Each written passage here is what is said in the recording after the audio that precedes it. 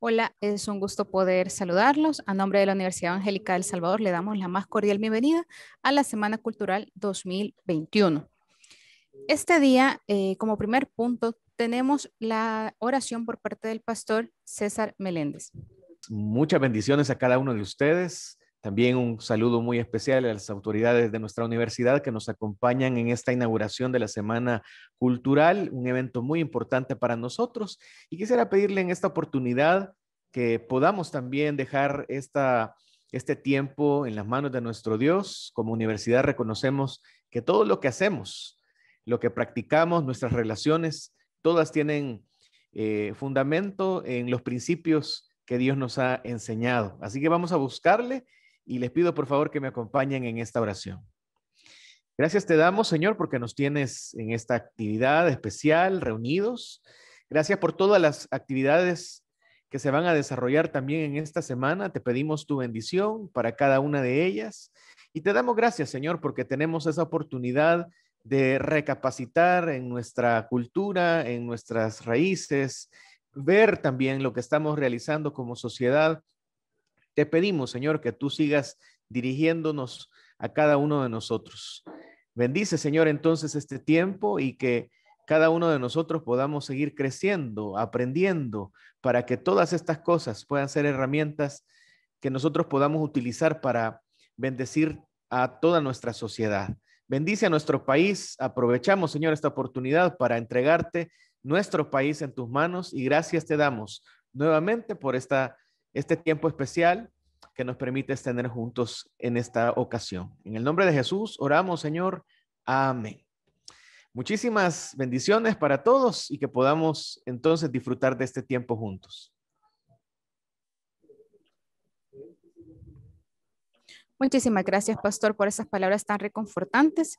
A continuación, tenemos las palabras de bienvenida por parte del doctor Darío Chávez, nuestro vicerrector de Investigación y Proyección Social.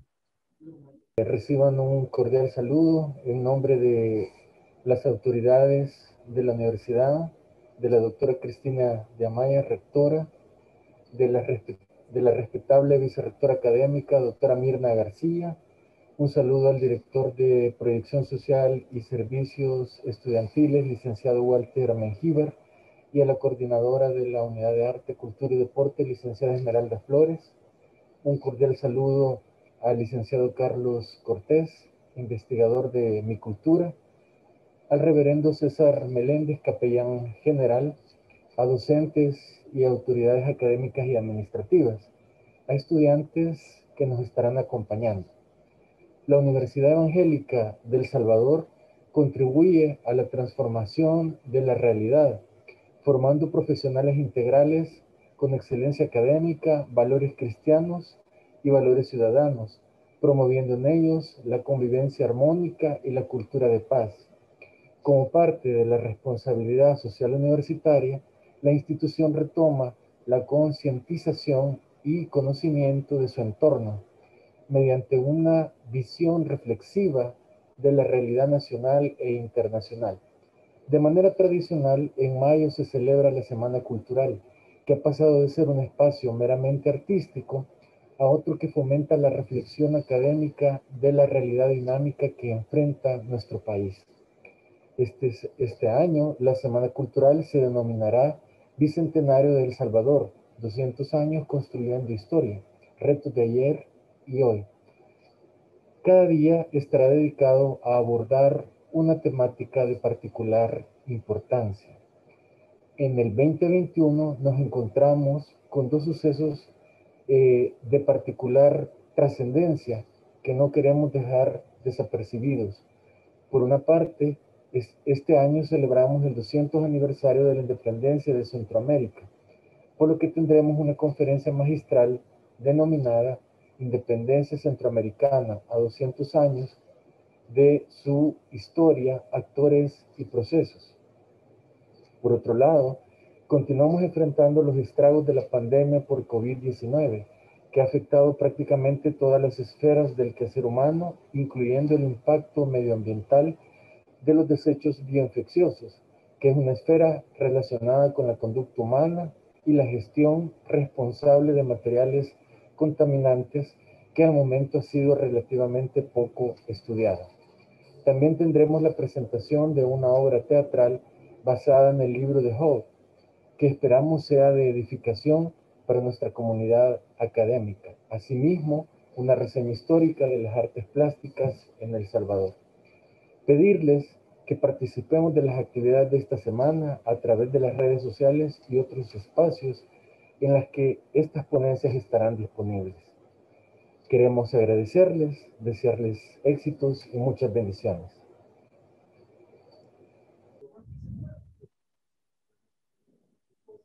La Universidad Evangélica siempre se ha comprometido con la formación integral de su comunidad universitaria y año con año realizamos actividades académicas, artísticas y culturales orientadas a facilitar este proceso de formación.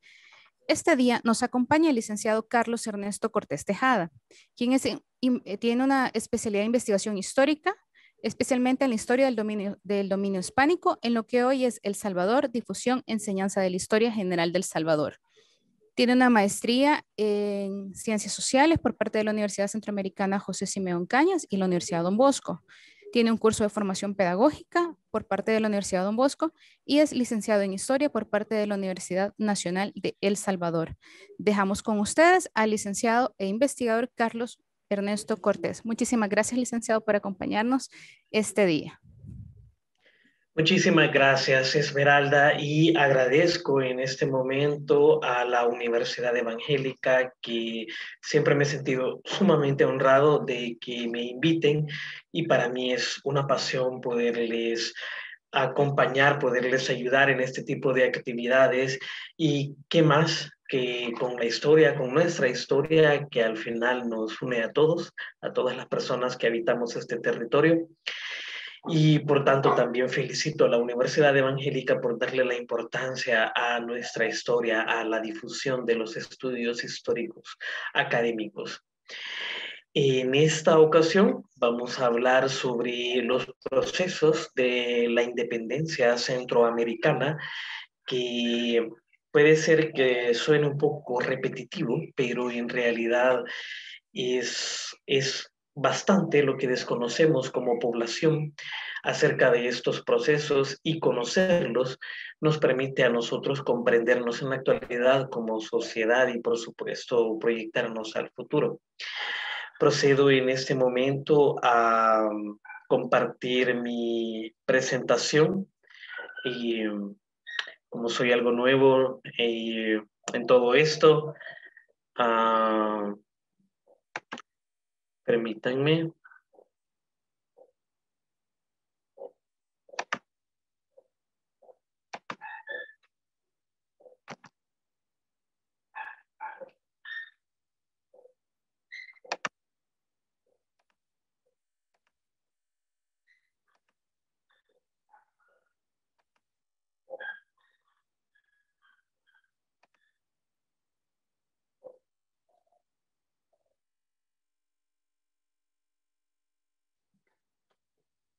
Se puede ver, ¿verdad? Sí, licenciado. Muy bien, excelente.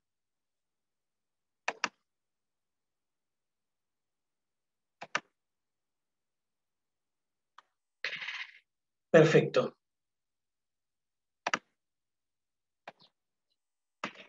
La independencia centroamericana, a 200 años de su historia, recordemos que en este día estamos, en este año estamos conmemorando los 200 años de la independencia centroamericana, y eso no es decir poco, significa que cumplimos 200 años de ser un Estado republicano, de intentar ser un Estado republicano, y en esta ocasión vamos a ver los actores, así como los procesos que se sumaron en este proceso independentista. En primer lugar, no podemos hablar de un tema en específico sin conocer su contexto social, su contexto político. Eso que generaría finalmente lo que hoy llamamos la independencia centroamericana. Así es que en este momento procedemos a ver todo eso precisamente. Y en primer lugar tenemos que irnos bastante atrás en el tiempo, específicamente a comienzos del siglo XVIII, a 1700. cuando ocurre un cambio de dinastía reinante en el Imperio Español. Desde la conquista de América hasta el final del siglo XVII, es decir, en los 1600, 1690, 99, el Imperio Español estuvo reinado por la Casa de Austria, o también llamados los Habsburgo.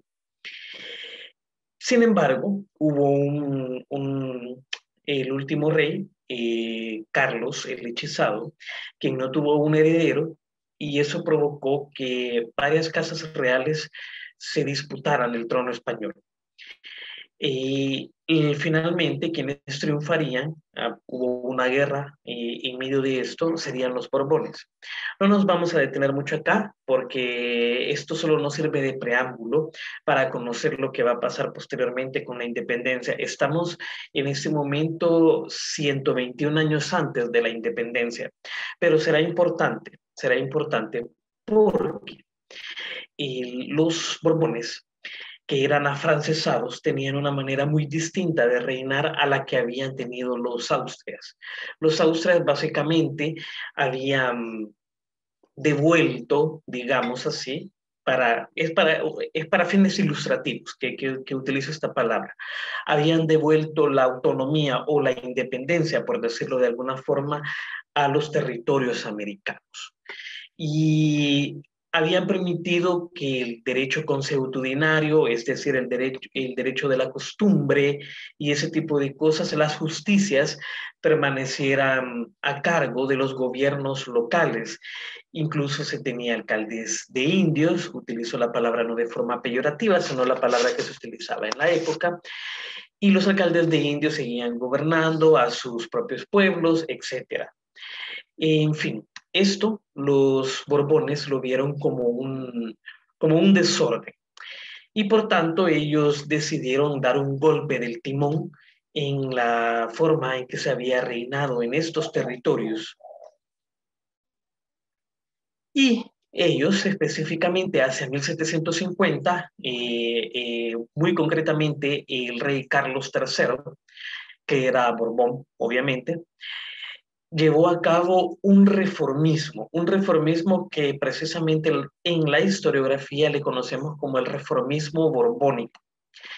Este reformismo intentaba hacer un reordenamiento de la forma en que reinaba, en la forma en que se gobernaban estos territorios.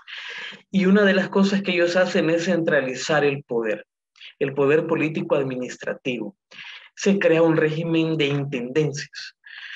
En Centroamérica se llegaría a instaurar este régimen de intendencia, el cual consistía en la delimitación geográfica de un territorio que era gobernado por un intendente que era elegido directamente por el rey para tal función, para dicho fin. Anteriormente a esto, las autoridades españolas de estos territorios no necesariamente las escogía el rey, la podían escoger sus propios funcionarios o simplemente se escogían aquí en América por los criollos. Eso permitió que algunos criollos comenzaran a acceder a estos puestos de poder. Eso Carlos III lo eliminó de un solo plumazo y instaura este régimen de intendencias. Y ciertamente la primera intendencia del Reino de Guatemala, no me refiero a la República, sino a una delimitación administrativa, político-administrativa de la corona española, que abarcaba desde Chiapas, en el actual México, hasta Costa Rica. Ese gran, extenso y alargado istmo era lo que constituía el Reino de Guatemala. El Reino de Guatemala se llamaba así porque su sede, la sede administrativa, la capital, estaba en Guatemala. Por eso es un nombre descriptivo, digámoslo así, el Reino de Guatemala, o sea que se gobierna desde Guatemala.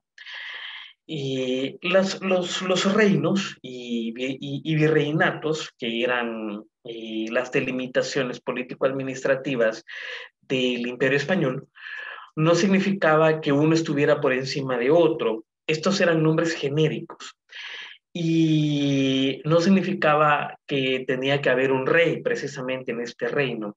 Era una forma de denominar a los territorios del Imperio Español. Y de hecho, para evitar este tipo de confusiones, es que en algunos escritos podemos encontrar como la Capitanía General de Guatemala o la Real Cancillería de Guatemala, etcétera, que aluden ciertamente a lo mismo. Dentro de este territorio, la primera intendencia en ser creada fue precisamente la Intendencia de San Salvador, que abarcaba prácticamente todo lo que hoy es El Salvador, con excepción de los departamentos de Aguachapán y Sonsonate. Esos departamentos, esos hoy departamentos salvadoreños, en su momento, en este momento, formaban la alcaldía mayor de Sonsonate. Ellos nunca llegarían a ser intendencia. Siempre se siguieron gobernando a la vieja usanza cuando estaban los Austrias, como alcaldía mayor. Y así llegarían hasta la época independiente.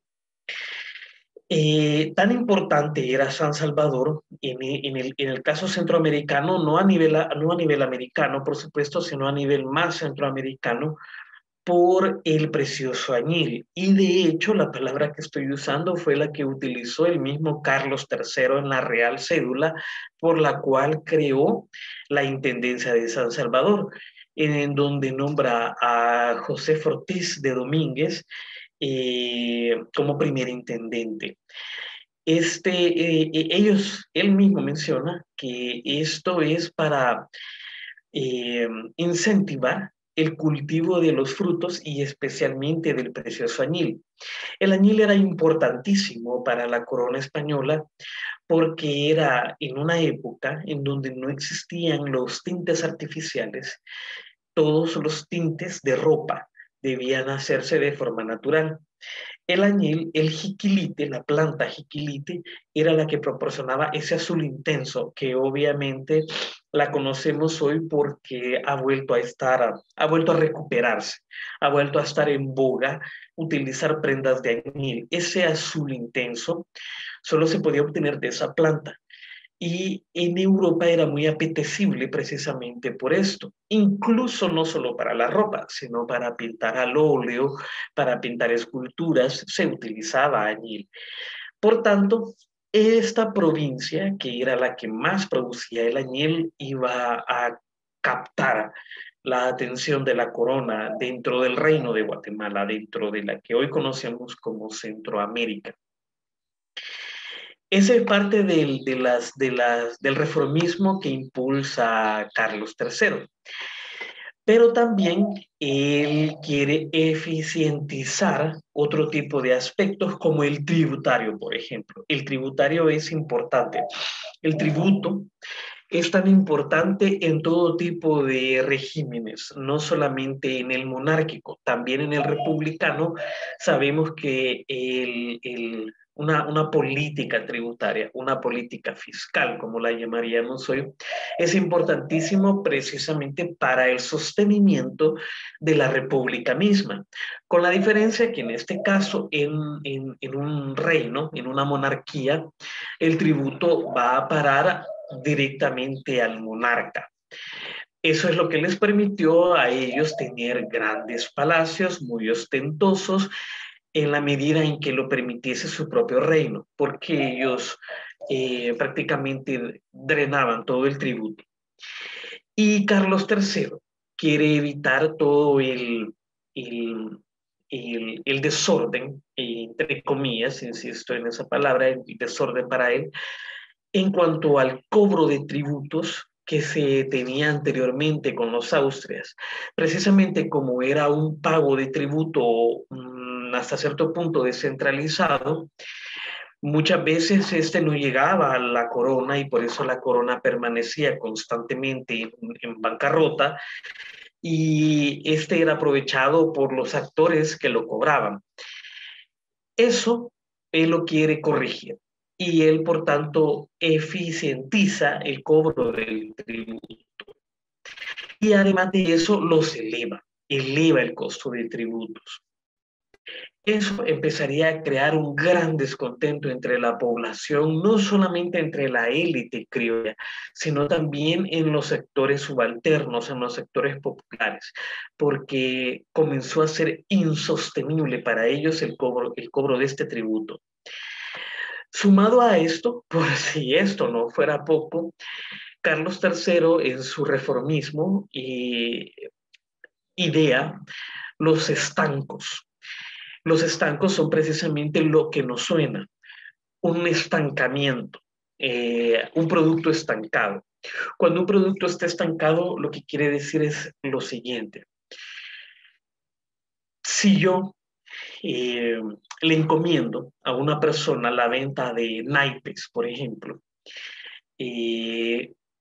primero voy a garantizarme que el tributo generado por la venta de esos naipes sea más fácil y más eficiente de cobrar, porque solo es a una persona o a un pequeño grupo de personas a quienes yo se lo voy a cobrar.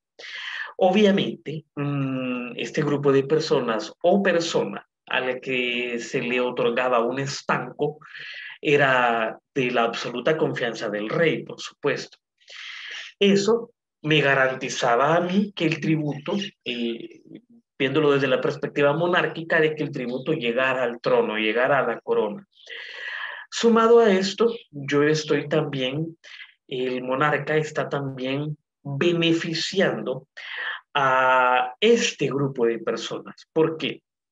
Porque además de que ellos van a cobrar mejor el impuesto y me lo van a entregar, les estoy permitiendo a ellos un enriquecimiento oneroso porque nadie más tiene el derecho de comprar naipes, que es el ejemplo que estoy poniendo, más que solo esas personas.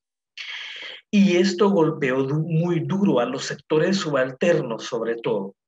¿Por qué? Porque entre otros productos, los naipes de hecho se estancaron, pero entre otros productos que se estancaron, que nos compete a nosotros, en la provincia de San Salvador, fue el aguardiente y el tabaco. Esto sí fue un duro golpe para las economías familiares de los sectores subalternos, porque normalmente las mujeres eran chicheras y el aguardiente, y lo fabricaban en sus casas. Y esa era una forma de ganarse la vida, era una forma de entrada de dinero para estas familias, para estas casas populares, que ahora ya no podían venderlo. De hecho, fue perseguido bastante la venta de chicha, la venta de aguardiente de forma clandestina, porque era un contrabando debido a que estaba estancado. No era legal que cualquier persona vendiera aguardiente, y el tabaco igual. El tabaco, que aunque era cultivado por grupos de personas, eso también beneficiaba, por ejemplo, a mujeres y a niños que trabajaban en sus casas, las mujeres pureras, que hacían los puros en sus propias casas y los vendían. Y esta era una forma también de ganarse un poco de dinero, de ganarse la vida. Pero de pronto tampoco esto lo pueden vender, sino que solo un grupo de personas selectas y de confianza del rey lo podían hacer. Esto también generó un tremendo descontento. Si ustedes se fijan, vamos de a poco, vamos yendo un tanto lento, para ir viendo cómo se fue acumulando esta presión y esta presión y esta presión, como en una olla de presión, valga la redundancia, que luego va a hacer aguas. Luego toda esta acumulación de descontentos en algún momento tenía que hacer aguas, tenía que explotar. Además, el reformismo borbónico presumió una construcción de fuertes para la defensa de los territorios americanos, principalmente de piratas y de incursiones de británicos dentro de territorios que se consideraban eran del absoluto control del monarca español. Uno de los claros ejemplos de eso en Centroamérica es Belice, Belice que al final era parte del Reino de Guatemala. Finalmente, por ser un territorio bastante despoblado y también muy poco controlado, los británicos pudieron asentarse allí, crear bases, crear asentamientos, al principio temporales, pero con el tiempo cada vez más permanentes, hasta que finalmente tuvieron ese territorio para ellos, al grado que el rey tuvo que negociar ese territorio y cedérselos en un acuerdo. Igual la costa de Mosquitios en Nicaragua, en la actual Nicaragua, era otra zona poco controlada por la corona española y por tanto grupos británicos comenzaron a sentarse ahí. Esto, el reformismo borbónico también quería acabar con él y por tanto quería construir varios fuertes, varios alcázares para poder defender el territorio, sumado al hecho al fortalecimiento miliciano. Obviamente no solo bastaba con construir fuertes, sino también tener milicias que se apostaran en estos fuertes y pudieran defender. Y eso obviamente iba a salir de la población, aunque esto, por lo menos hasta hoy, no se tiene constancia de que generara una incomodidad. Y otro aspecto es el fortalecimiento del clero secular en detrimento del clero regular. Y aquí, para las personas que no sean católicas o incluso para el católico del común, esto puede resultar un poco difícil de entender, pero grosso modo, para explicarles, la Iglesia Católica tiene dos tipos de clero. Uno es el que pertenecen a las órdenes religiosas o a las órdenes monásticas y otro es el clero que no pertenece a órdenes religiosas ni congregaciones religiosas. Es decir, lo que hoy conoceríamos como los diocesanos, que dependen directamente del arzobispo o del obispo en su defecto. Y los sacerdotes, que son de las órdenes religiosas, pues bueno, ellos pertenecen a los salesianos, pertenecen a los franciscanos, pertenecen a los jesuitas, etc. Esto sí de alguna forma empezó a generar descontento. ¿Por qué? Las órdenes religiosas fueron una pieza clave durante la conquista española de América y ellos empezaron a adoctrinar a los indígenas y ellos se convirtieron en figuras que con el tiempo se fueron convirtiendo en figuras centrales, en figuras morales, en líderes morales dentro de los pueblos a donde ellos adoctrinaban, como los franciscanos, los dominicos. En el caso de El Salvador, nosotros tuvimos, de lo que hoy es El Salvador, tuvimos órdenes religiosas, tres. Fueron los dominicos, los franciscanos y los mercedarios. Estas tres órdenes religiosas se encargaban de dar catequesis, de dar doctrina en los pueblos indígenas y también se convirtieron de alguna forma en unas especies de entidades financieras, las órdenes religiosas, debido a que como no existían bancos, las órdenes religiosas entregaban créditos a un muy bajísimo interés, 1%. Y se lo entregaban ya sea a medianos propietarios o a hacendados, en donde podían poner como garantía, como hipoteca su propia propiedad, su propia tierra, etc. Todo esto hizo que las órdenes religiosas fueron acumulando poder de forma fáctica, no de forma real, o sea, de forma legal, mejor dicho. Entonces, las órdenes religiosas comenzaron a acumular grandes porciones de tierra, por ejemplo, ya dije, eran líderes morales para muchas comunidades, etc. Esto era un problema para la corona española. ¿Por qué? Por el regio patronato. El regio patronato que fue entregado a los reyes católicos, a Isabel y a Fernando en el a finales del siglo XV por el mismo Papa, y que lo fue heredando el resto de monarcas españoles, que consistía en lo siguiente.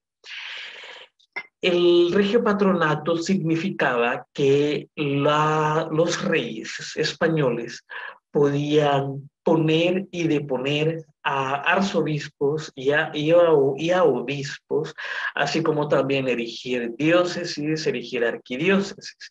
Eso solamente con la única venia del monarca español. El Papa lo único que tenía que hacer es ratificar la decisión del monarca español. Entonces, estos sacerdotes diocesanos, el clero secular, los obispos, los arzobispos, eran elegidos directamente por el monarca y por tanto tenían absoluta lealtad al monarca. No ocurría así con las órdenes religiosas. Las órdenes religiosas venían aquí sí con un permiso del rey, pero no respondían al rey. Él simplemente autorizaba su venida acá y su permanencia en estos territorios, pero finalmente una vez ellos aquí, ellos solo tenían que responder al prior de su propia congregación, al prior de su orden religioso. Entonces esto significaba un descontrol del monarca español sobre esos sacerdotes. Entonces él empieza a quitarle prerrogativas, a quitarle importancia a las órdenes religiosas y en su lugar dárselas al clero secular. ¿Por qué? Obviamente, como los estancos, porque el clero secular le debía obediencia y lealtad al monarca español. Esto sí generó descontentos entre la población. Otro descontento entre la élite blanca, entre los criollos, es que ven con recelo a todas estas reformas porque claramente les empieza a quitar su cuota de poder, la cuota de poder al que ya estaban acostumbrados, porque muchos de ellos habían alcanzado altos cargos. Que de pronto, con el reformismo borbónico, esos altos cargos estaban reservados únicamente a los españoles peninsulares, no a los españoles nacidos en América, sino venidos directamente de la península, directamente de España, obviamente, por lo mismo que hemos venido hablando, la confianza, la lealtad que estas personas le iban a tener a el mismo rey, cosa que ya no se veía igual con los criollos, quienes habían nacido acá, habían permanecido acá toda su vida, tal vez algunos de ellos habían viajado a España, pero su vida no estaba en España, su vida estaba aquí. Y por tanto, no se esperaba de estas personas lealtad al rey, lealtad absoluta, sino que más bien lealtad a sus propios intereses. Y los sacerdotes, por todo lo que hemos mencionado anteriormente, empiezan también a ver con cierto recelo las medidas de la corona porque están viéndose, me refiero al clero regular, están viéndose reducida su importancia dentro de los territorios americanos. Por otra parte, los sectores populares igual empiezan a ver con mucho descontento las medidas de la corona porque se les alzaron los tributos tan drásticamente y tanto en tan poco tiempo que eso comenzó a generar hambrunas, comenzó a generar miseria y comenzó a generar un peso en el bolsillo de los sectores populares. Se podría decir, grosso modo, ya habiendo cubierto estos tres sectores, la élite blanca, el clero, así como el clero regular, así como los sectores populares, que por primera vez, porque con los austrias no pasó de la misma manera, el monarca español nos empezó a ver como o a tratar como a una colonia. Anteriormente no podríamos decir que éramos simplemente colonias de España, porque había cierta inversión que hacía la corona en España y no todo las decisiones se tomaban directamente por el monarca de forma centralizada. Existía el Real Consejo de Indias, por ejemplo.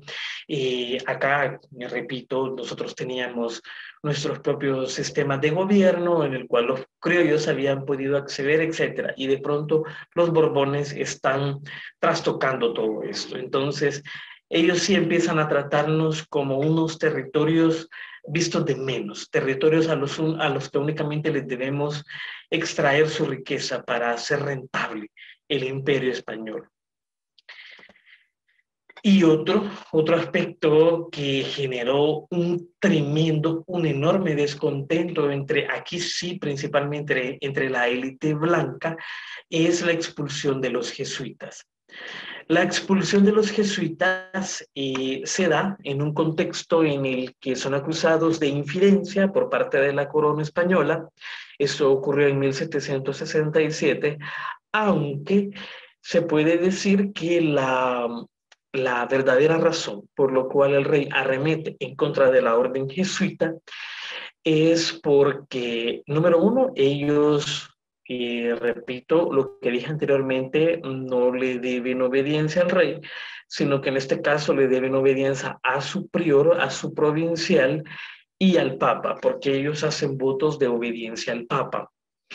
Y además de eso, que eso se podría decir que hasta cierto punto es despreciable, quizá de todas las órdenes religiosas, ellos eran unos de los que más habían alcanzado poder, porque como ellos tenían a cargo la educación, ellos nacieron precisamente como una orden religiosa dedicada a la educación, de hecho todavía lo son, la UCA es un ejemplo de eso en nuestro país hoy por hoy.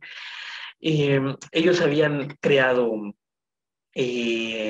colegios en donde la élite criolla, la élite blanca educaba a sus hijos, tenían a cargo las universidades, ellos daban clases en las universidades. Eso les había permitido a ellos tener un poder económico bastante fuerte, bastante grande. Ellos tenían propiedades, iglesias bastante ostentosas y habían logrado acumular grandes latifundios de tierra y eso les permitía mucho, mucho poder. Y el rey quería acabar con este tipo de poder. Quería incluso que ya no dieran créditos, porque ellos otorgaban créditos. Esto es importante porque en el caso de la élite blanca lo verían con sumo descontento, al grado de que se dice que la misma élite blanca, donde veían que los jesuitas estaban saliendo por los puertos americanos, se dice que se susurró muerte al rey. Y precisamente porque se estaban quedando la élite blanca sin esta educación que los jesuitas les proporcionaban, así como otro tipo de fueros que ellos les permitían, los jesuitas a la élite blanca.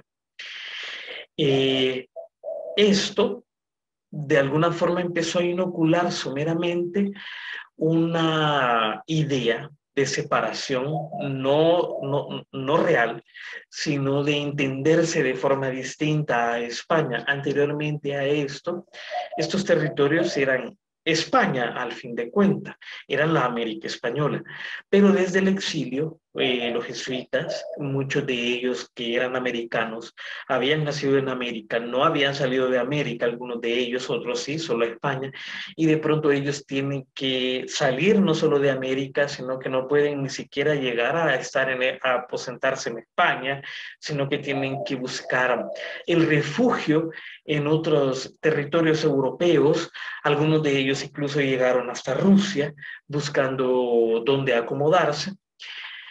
Ellos, entre la nostalgia y lo visceral, digamos, de lo que les había pasado, empezaron a escribir obras en donde hablaban de una América gobernada, una América rica, pero desdichada porque estaba gobernada por estúpidos, así prácticamente lo dijeron, y que la América se merecía tener su destino por su propia cuenta. Esto fueron escritos muy fuertes que los jesuitas ya desde el exilio llegaron hasta acá y las élites los leyeron y de alguna forma empezaron a crear esa idea de nosotros somos americanos, no somos españoles, no somos criollos, no somos españoles nacidos en América, somos americanos. Esa idea la empezaron a inocular los jesuitas en la élite criolla. Y bueno, avanzando más en el tiempo, tenemos la invasión napoleónica de la península ibérica que se da en 1808, es después de la Revolución Francesa en Francia, y cuando se instaura una república y llega, cosas que no vamos a ahondar acá, llega a ser reinada, gobernada Francia por Napoleón Bonaparte, el cual quería construir un imperio francés. Entonces él invade la península ibérica. El objetivo supuestamente era adueñarse de Portugal, pero una vez pasaron por territorio español, se adueñaron también de España y el ejército de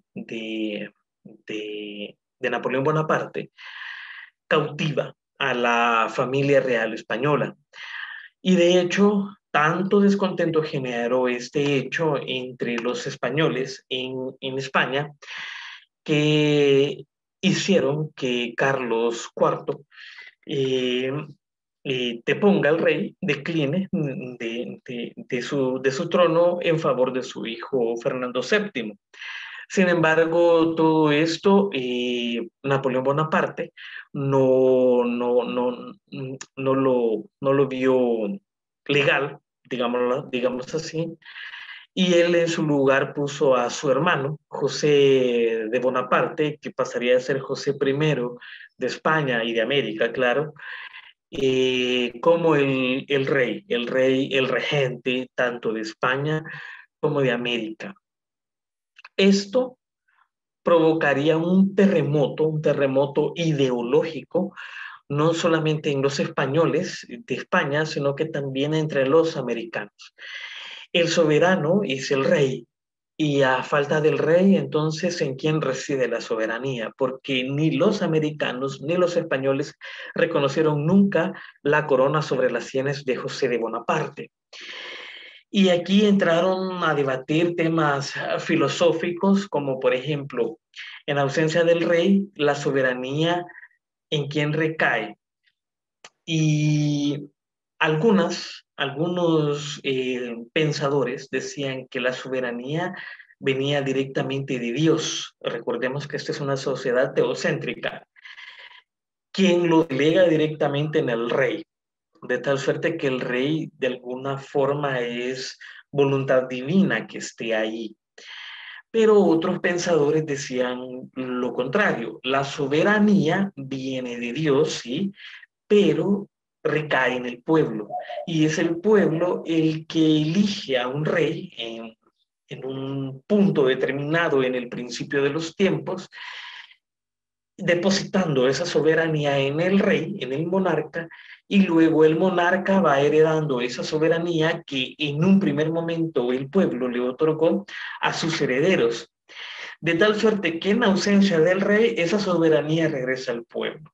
Esto fue importante, este tipo de pensamiento, para ir entendiendo la independencia.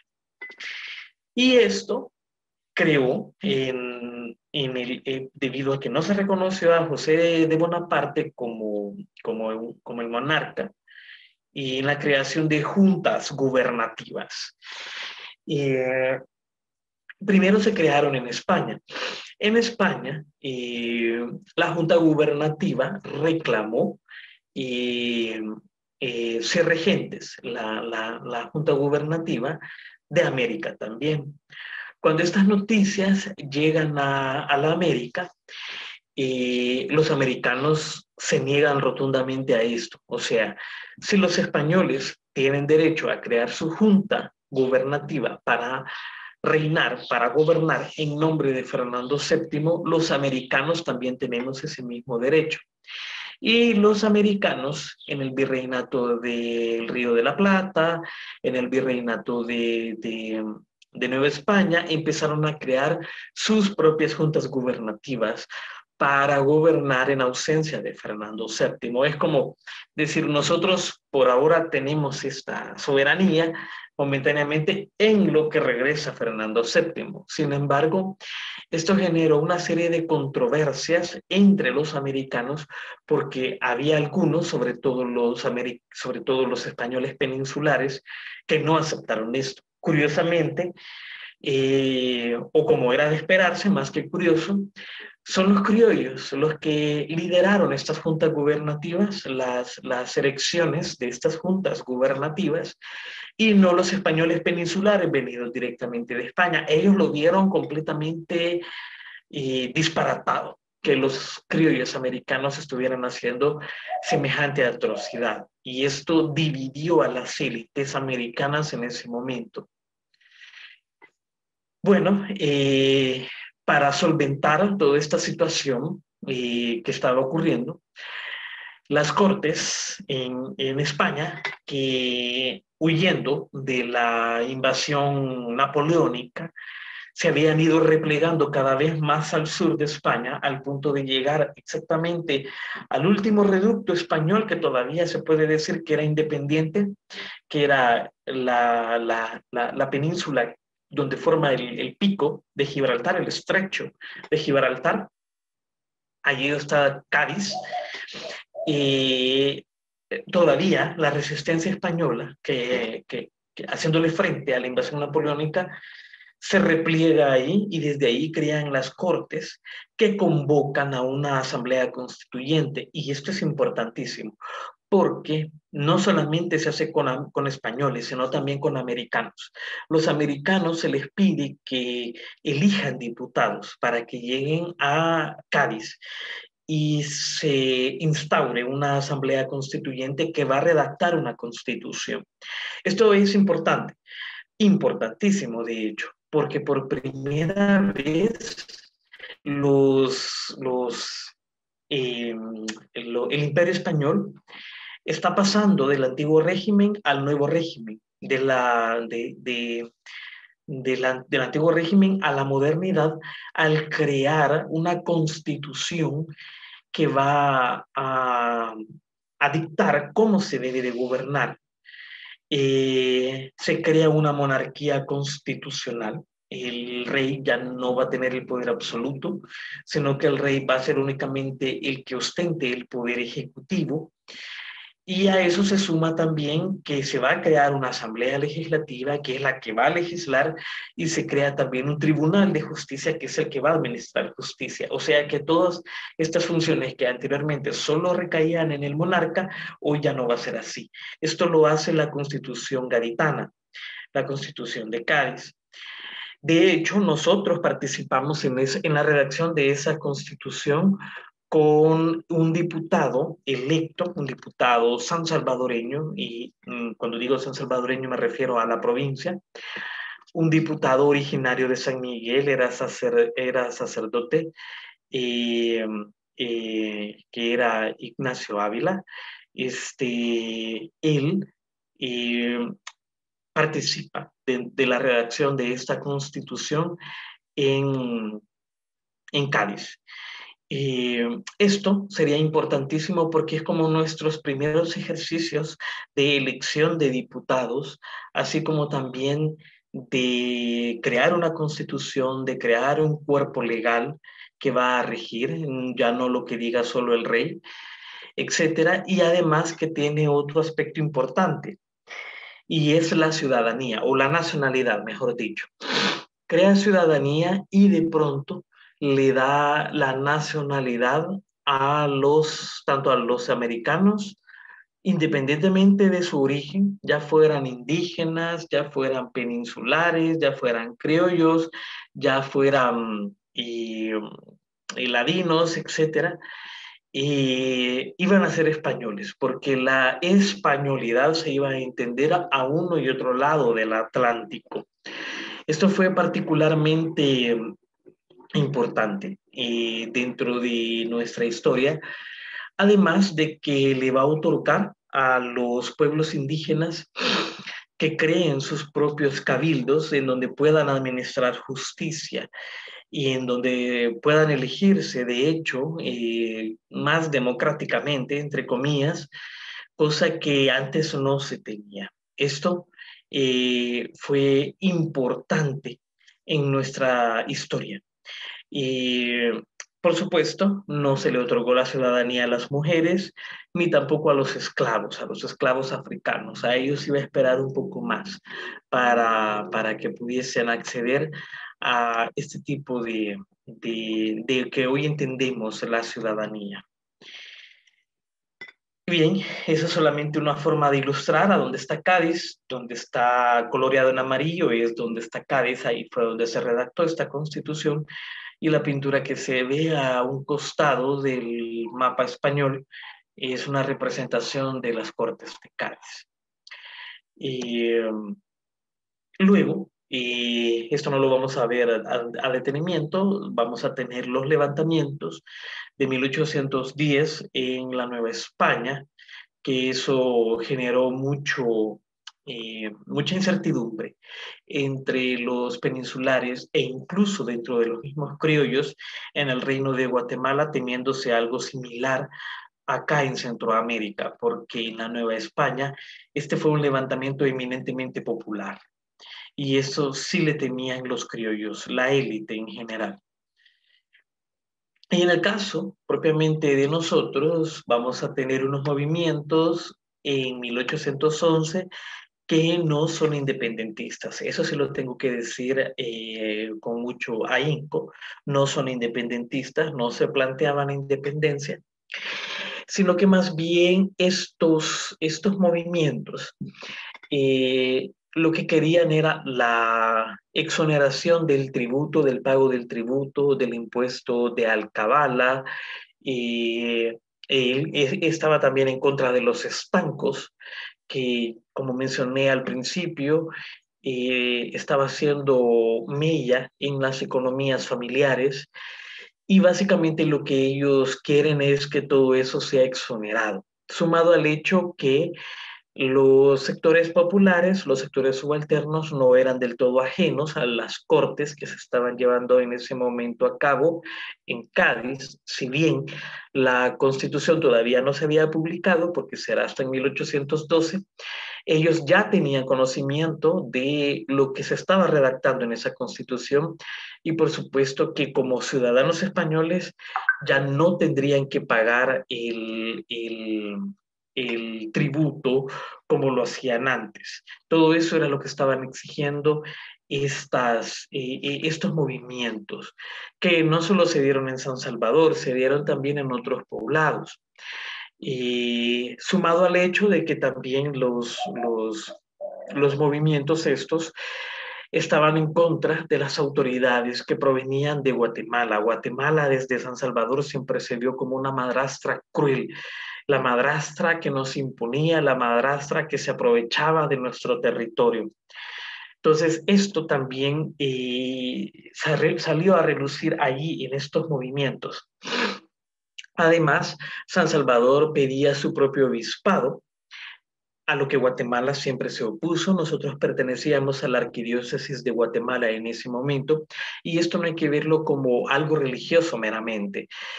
La creación de un obispado era importante no solamente por el sentido religioso, sino también a nivel económico, porque el pago del tributo en una provincia como esta, que era añilera y por tanto vendía mucho, el pago del diezmo, en este caso no es el tributo, el pago del diezmo era importantísimo.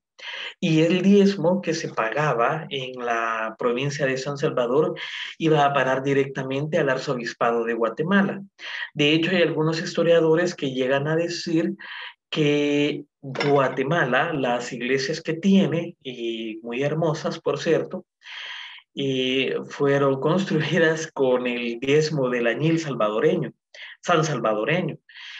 Entonces, los sansalvadoreños, la élite blanca, quería tener su propio obispado para que ese diezmo se quedase acá y porque eso le daría, políticamente hablando, una autonomía a San Salvador respecto de Guatemala.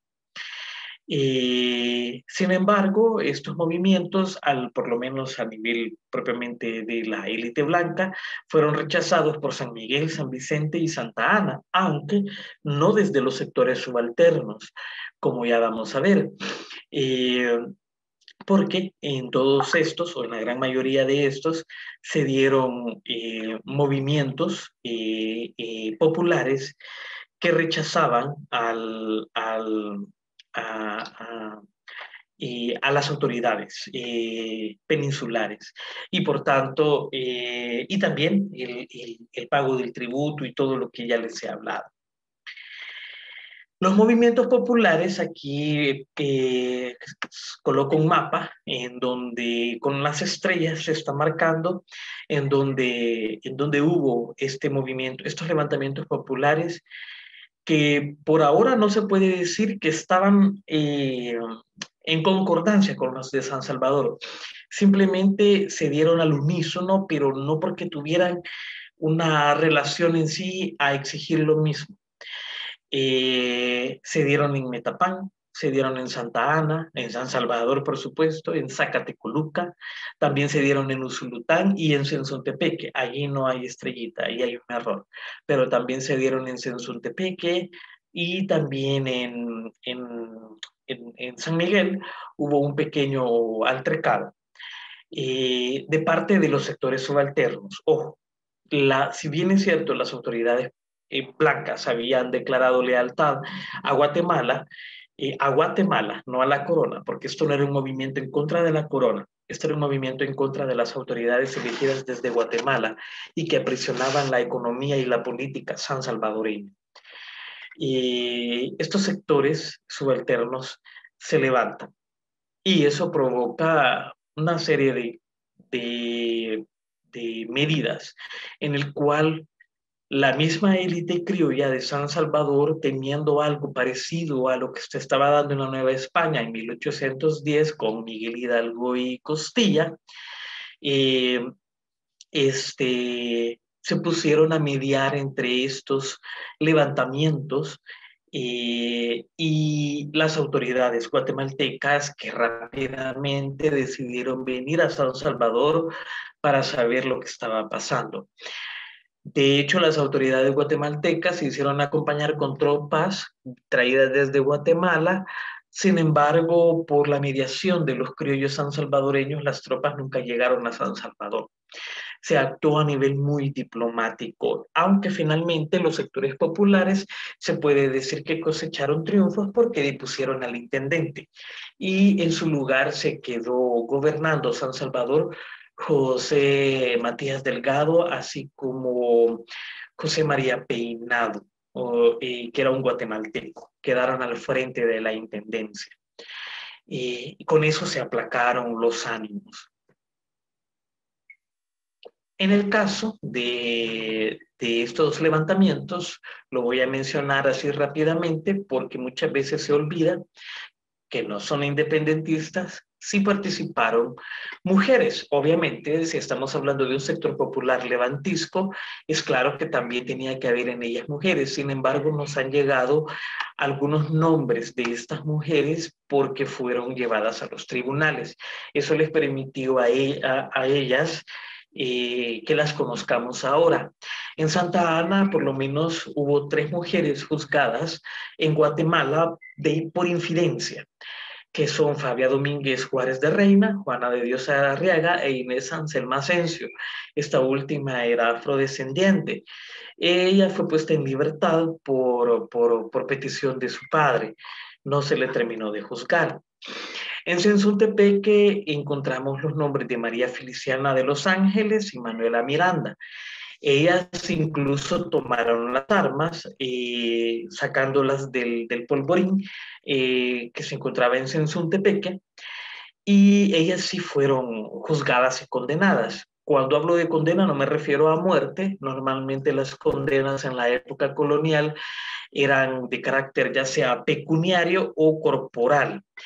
En el caso de las dos, fueron condenadas a recibir 25 azotes en la picota pública, obviamente como un castigo ejemplarizante, Y en el caso específico de Manuela Miranda, también fue condenada, además de los azotes, a vivir en la casa cural de Sensuntepeque para formar parte de la servidumbre del cura párroco. Allí podríamos ver un poco la mentalidad de la época y eh, la idea de que las mujeres debían de estar en el encierro, dedicadas a labores domésticas, etc.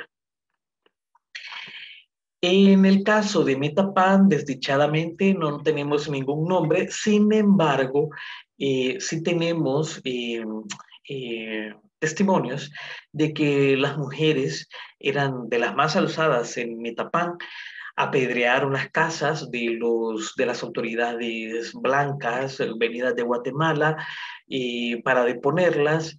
E incluso se dice que le gritaban a los hombres que si no tenían calzones para levantarse, pues que estaban sus enaguas para hacerlo.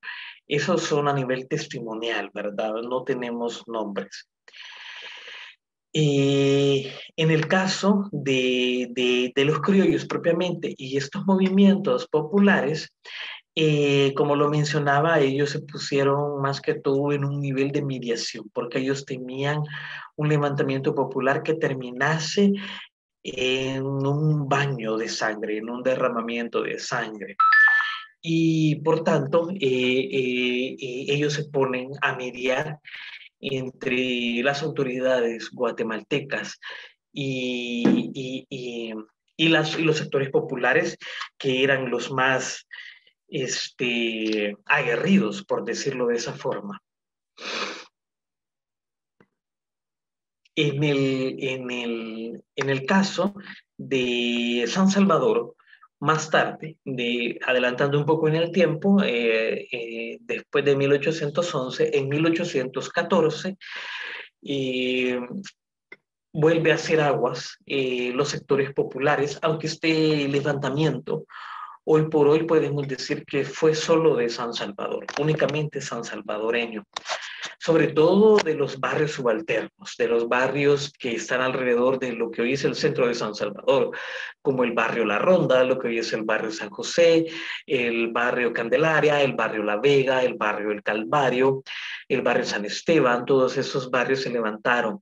Los alcaldes de barrio, que era una figura también de la época colonial, se levantaron en contra de las autoridades que habían quedado de Guatemala, de Aycinena y Peinado, y que se habían quedado al frente y habían logrado resolver algunos problemas fiscales en la provincia. Recordemos que los levantamientos eran más que todo por el tributo, por la fiscalidad. Pero estas soluciones solo se pudieron cumplir a un muy corto plazo y básicamente las autoridades guatemaltecas no querían renunciar al pago del tributo oneroso del cual vivía y por tanto estas no se pudieron mantener con el tiempo.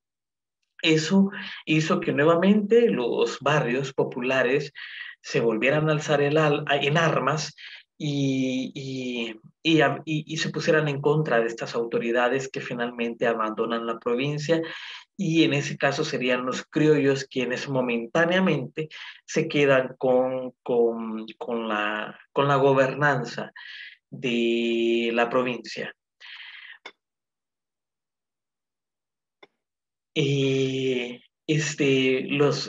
Los criollos, de alguna forma, siempre tratando de mediar entre los sectores subalternos y estas autoridades, insisto, para evitar derramamiento de sangre, se ponen igualmente en una forma mediadora entre estos dos sectores.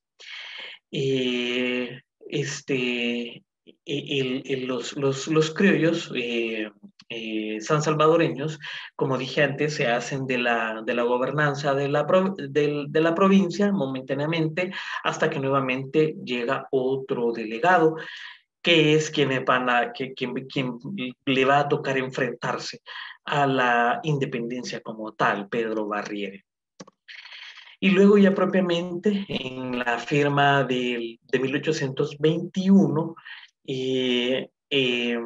que estos movimientos que acabo de mencionar no tienen que ver, pero sí la desestabilización tuvo que ver, la desestabilización política y social que todo esto había causado dentro del Reino de Guatemala, sí tuvo que ver para la firma de esta independencia.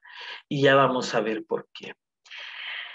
El contexto de 1821 es porque en México, en ese momento todavía llamada la Nueva España, declara su independencia con el Plan de Iguala. El Plan de Iguala fue una estrategia política muy audaz, porque si bien es cierto, desde 1810 los sectores subalternos habían estado reclamando la independencia de España, allá sí, pero los peninsulares los habían logrado contener bastante al punto de ir reduciendo a su mínima expresión esta resistencia, pero el virreinato ya no soportaba más. Estamos hablando de 10 años sumergidos en guerra. Esto provocó que Agustín de Iturbide, que era un criollo novohispano, un criollo mexicano, aglutinara, creara un plan, el plan de Iguala, porque se redacta en Iguala, en donde prácticamente queda bien, voy a utilizar esta palabra popular, queda bien con Dios y con el diablo, en el sentido de que le da a los peninsulares, a los criollos, a la élite blanca, lo que quieren, lo que desean, y también se lo otorga a los sectores subalternos.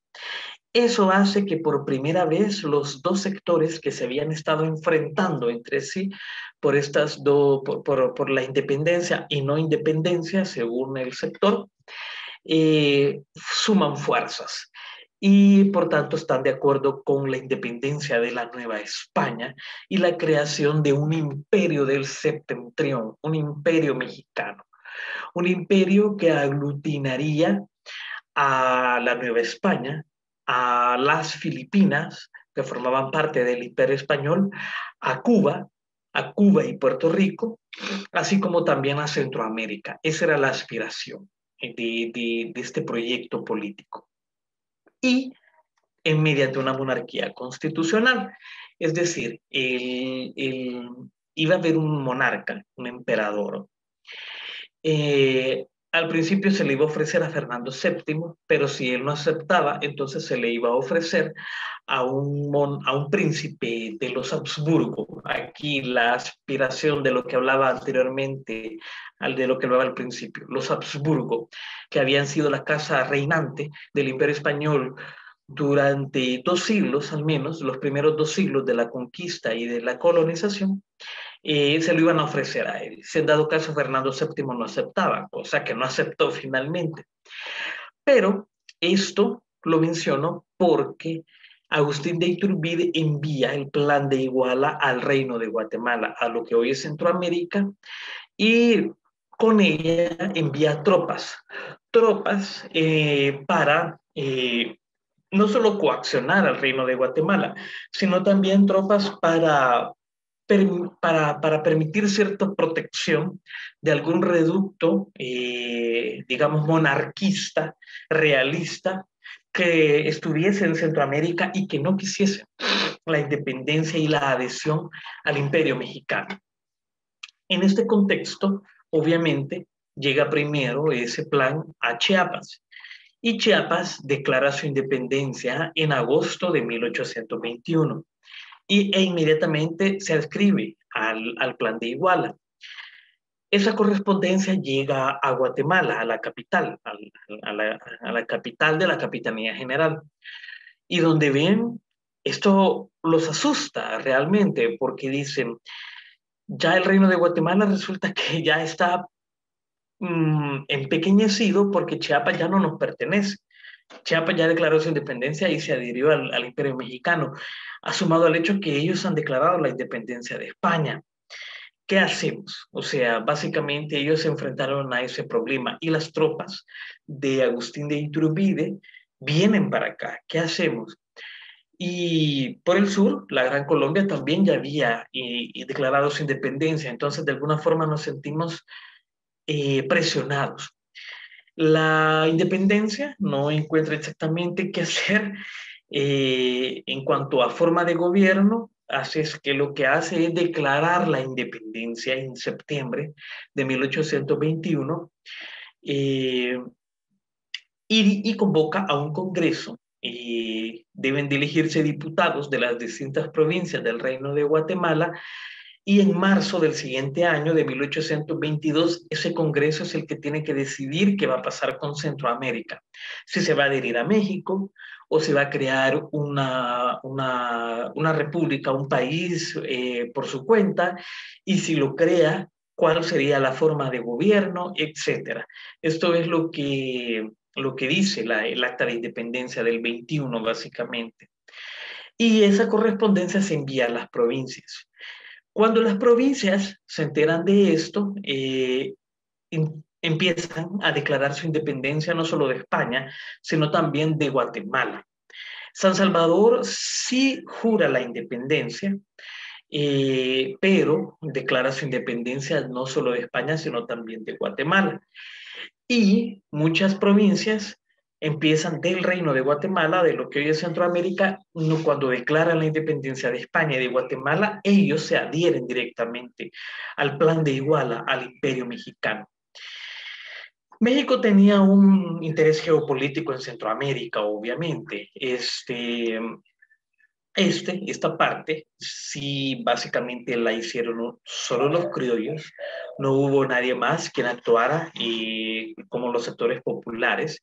Esto era algo que solo entendían los criollos, básicamente, los sectores subalternos no mucho.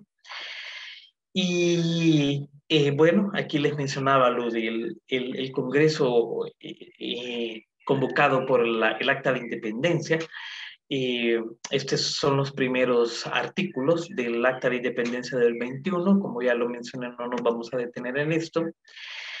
Y aquí me voy a detener un poco más, porque cuando las provincias se empiezan a declarar independientes, de no solo de España, sino también de Guatemala, eh, y se adhieren a México, San Salvador se opone férreamente a la anexión a México. La razón, precisamente por Guatemala. Si San Salvador permitía que nosotros como centroamericanos nos adhiriéramos a México, la propuesta de México era que todo iba a seguir igual, con la única diferencia que el trono, la corona, ya no estaría en España, sino que en la Ciudad de México. Esa es la única diferencia. Lo demás seguiría igual. Esto a Guatemala le convenía porque le iba a permitir mantener su poder sobre el resto de las provincias del Reino de Guatemala, lo que Centroamérica. San Salvador obviamente se opuso férreamente a eso, porque eso implicaba no cambiar nada de lo que San Salvador quería que cambiase. Por tanto, San Salvador no iba a tener la oportunidad de dirigir su propio obispado, por ejemplo, de seguir ellos o de adquirir ellos el poder de comerciar con su propio añil y de tener sus propias autoridades políticas. Entonces San Salvador se opuso tenazmente a esto. Y en vista que todas las provincias estaban declarando independencia de Guatemala, no solo de España, y su adhesión al Imperio Mexicano, y como no se lleva a cabo el Congreso, entonces le solicitan a los ayuntamientos que hagan cabildos abiertos y que se decida ahí. Y en ese sentido, y ese es un mapa de lo que podría haber sido, de lo que pudo haber sido el Imperio Mexicano de haber permanecido, así lució en algún momento, Agustín de Iturbide, pero no es eso a lo que quiero llegar, sino a esto. Los ayuntamientos deciden y prácticamente 104 aceptan la anexión a México de los ayuntamientos del Reino de Guatemala. 11 aceptan la anexión, pero con condiciones.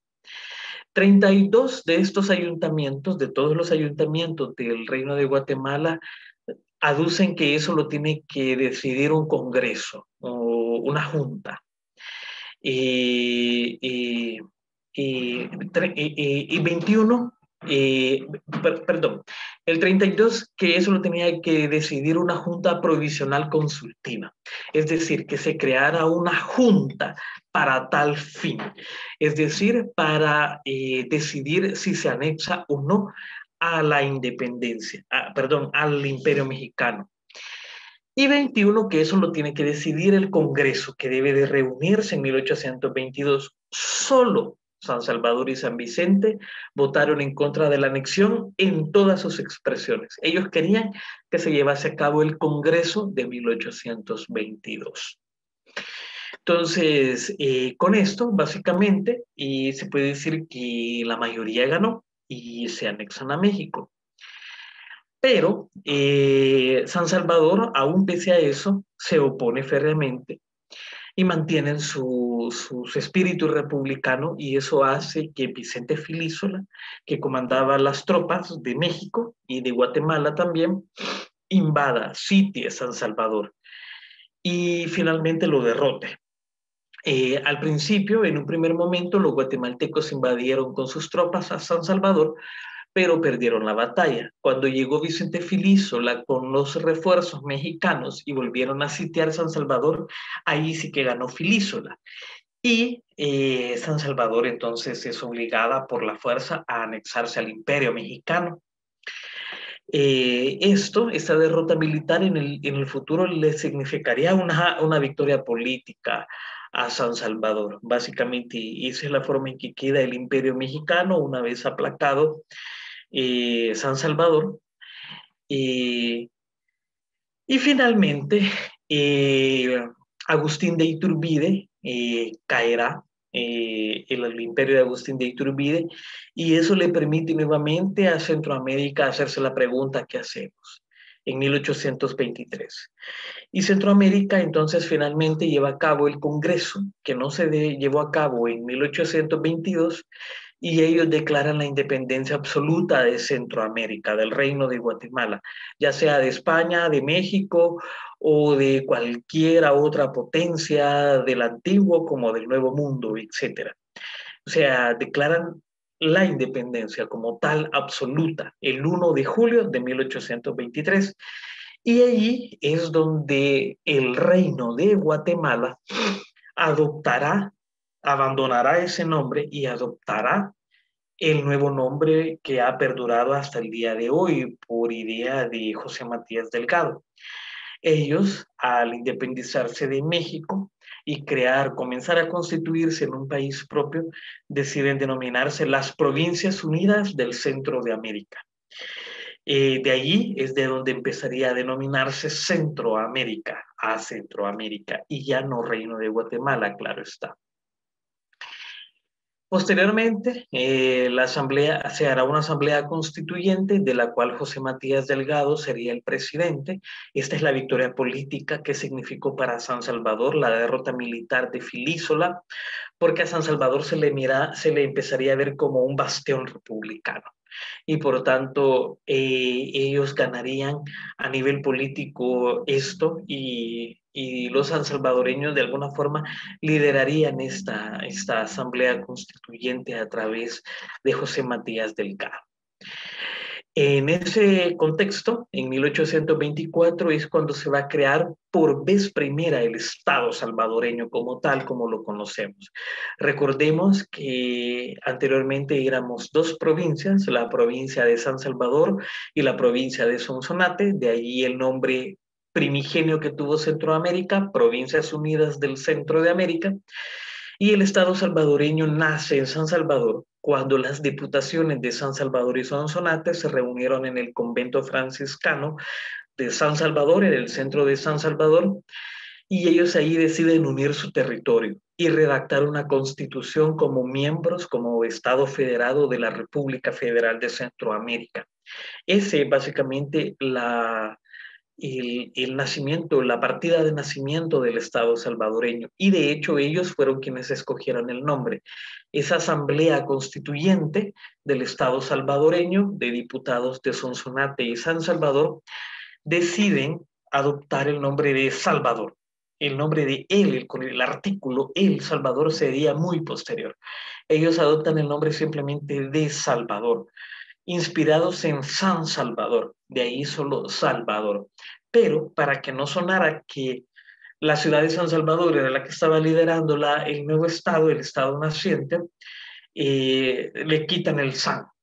En vista de que Sonsonate se unió, le quitan el San y quedan solo con Salvador como nombre, el estado del Salvador como miembro de la República Federal.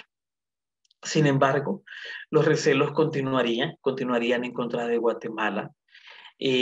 San Salvador seguiría luchando por la erección de su propio obispado, Guatemala se la siguió negando, y esas y otros aspectos siguieron creando pugnas en contra del centralismo guatemalteco. Guatemala soñaba con una república centralizada, gobernada desde Guatemala. El resto de provincias, sobre todo San Salvador, no quería eso, quería una república federada para conseguir su propia autonomía. Y este tipo de cosas hizo que las guerras que no se llevaron a cabo para conseguir la independencia en Centroamérica, entonces se dieran entre estados. Eso, desdichadamente, se derivaría en una guerra civil centroamericana para 1826, que finalmente acabaría con el intento de República Federal, porque para 1839 la República Federal de facto se había extinguido, se había separado, se había desintegrado, y eso crearía lo que hoy conocemos como las 5 repúblicas centroamericanas. Chiapas prácticamente fue un poco más visionaria y decidió quedarse con México. Posiblemente si Chiapas hubiera venido con una república federal, hoy sería una república igual que el resto de nosotros, la República Chiapaneca, la República de Chiapas, haciendo historia contrafactual.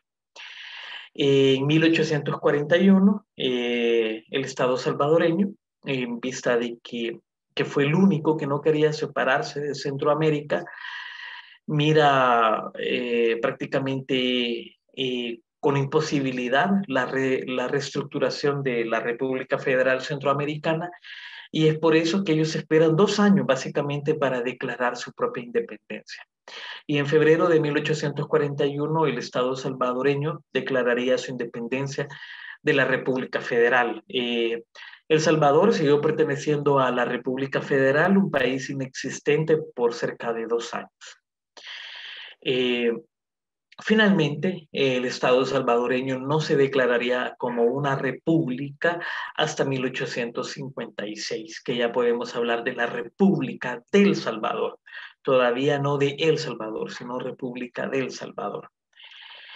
Y bueno, esa ha sido prácticamente nuestra gran historia, nuestra gran y tropezada historia. Y así es que ahora, así que ha sido un poco largo, pero si hubiese alguna intervención o pregunta, pues quedo a la orden. Muchísimas gracias, licenciado Cortés. Definitivamente su participación siempre enriquece nuestra semana cultural. Así que le reitero los agradecimientos como parte de la Universidad Evangélica del Salvador.